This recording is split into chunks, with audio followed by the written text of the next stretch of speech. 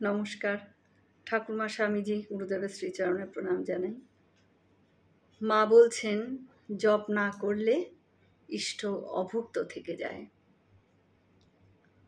জৈনিক ভক্তের জপ সম্পর্কিত একটি কথাতে মা বলছেন, আমরা হয়তো সকাল সন্ধে জপ করি, কিন্তু দুপুরটা এড়িয়ে যাই। কিন্তু দুপুরবেলাতেও আমাদের অবশ্যই জপ করতে হবে।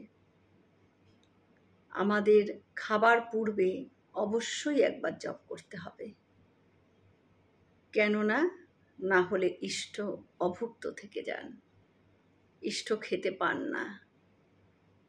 ইষ্ট বলতে যে মন্ত্রে গুরুদেব দীক্ষা দেন, সেই মন্ত্রে যে দেব বা দেবীর নাম থাকে তাকেই বলা হয় ইষ্ট বা ইষ্টদেবী। মা শারদা বলছেন, অন্য সময় তো আমরা জপ করি, কেননা জপ না করলে তো জপের ফল পাওয়া যায় না। কিন্তু দুপুরবেলা খাবার আগে অবশ্যই জপ করতে হবে, না হলে আমাদের ইষ্ট অভুক্ত থেকে যান।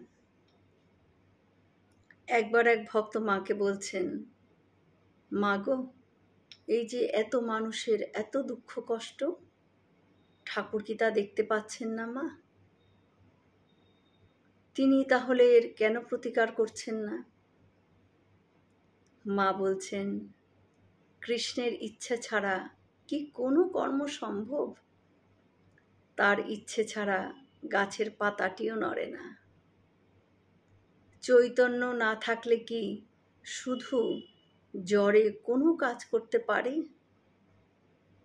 ভক্ত বলছেন, তাহলে কি তার জানাশোনাতেই এত কিছু কষ্ট মানুষের? মা বললেন, মানুষ যখন অসৎ কর্ম করে তখনকার কথা কি তার মনে থাকে বাবা?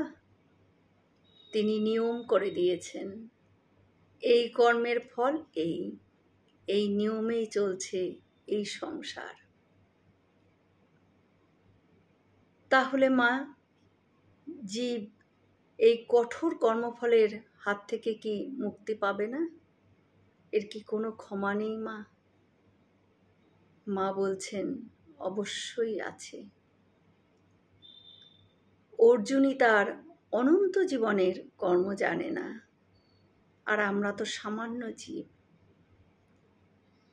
কাজেই ঠাকুর আইনও করেছেন, আবার আইন ভাঙতেও পারেন ঠাকুর।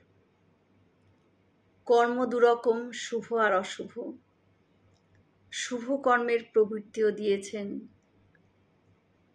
কাজেই শুভ কর্মের দ্বারা অশুভ কর্ম ক্ষীণ হয়।